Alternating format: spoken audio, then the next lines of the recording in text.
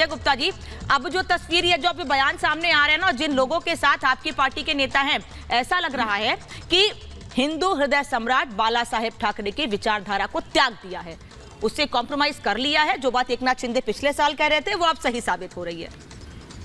किसी भी political party की अपनी विचारधारा हो सकती है, इसका मतलब ये नहीं होता कि किसी दूसरी पॉलिटिकल पार्टी ने उसकी विचारधारा का समर्थन किया है।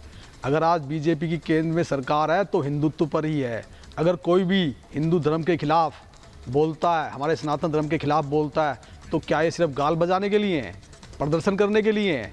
केंद्र सरकार में है ये, तो क्या कानून ऐसा क्यों नहीं बनाते? आप मुझे एक बात बताइए, मिस्टर ओवैसी ने कहा 15 मिनट के लिए पुलिस हटा दीजिए, हम 100 करोड़ हिंदुओं को दिखा देंगे। क्या क्या इन्होंने?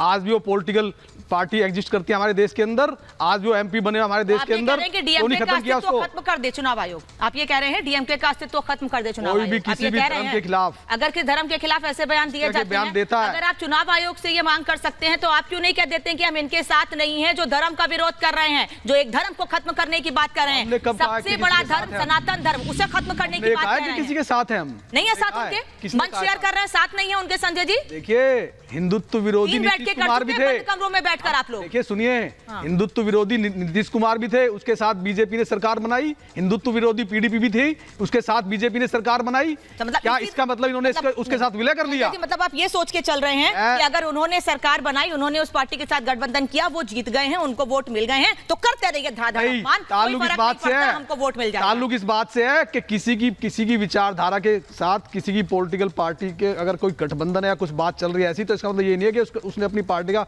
विलय उसके अंदर कर लिया या उसके विचारों को अपना लिया, ऐसा नहीं है। अच्छा ये बताइए, आप उसी के साथ जाते हैं जिसकी आपकी विचारधारा मिलती है, आप उसी को अपना दोस्त बनाते हैं जिसके साथ आप आगे जा सकते हैं, तो गठबंधन का मतलब क्या है? मतलब हम ये समझे कि खाली चुनाव लड़ने तक आप साथ हैं, उसके बाद अलग हो जाएंगे ना? इसका जवाब लीजिए आप। शिवसेना ने हमेशा ही मुद्दों के आधार पर समर्थन किया किसी बात का। बीजेपी के साथ गठबंधन में होने के बावजूद भी राष्ट्रपति चुनाव के लिए प्रतिभा पाटिल जी का और प्रणब मुखर्जी का समर्थन किया, और आज भी कांग्रेस के साथ गठबंधन में होने के बावजूद भी इससे धर्म की बात कहां से जुड़ जाती है? देखिए, विचारधारा की बात कहां से आती है? किसी पॉलिटिकल पार्टी के साथ गठबंधन में होने से इसका मतलब ये नहीं होता कि उसके सभी मुद्दों को समर्थन कर दिया जाएगा, ऐसा नहीं होता।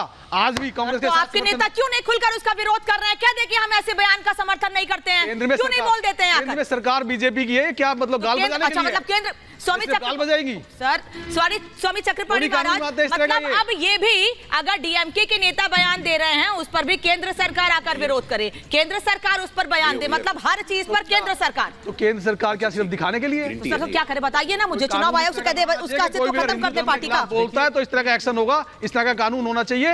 ये क्या सिर्फ गाल बजाने के लिए, ताली थाली बजाने के लिए सिर्फ ये, या यहाँ बैठकर कह रहे हैं कि उसने हमारा धर्म, हम नहीं जानते क्या सनातन धर्म कितना पुराना है कितना नहीं है?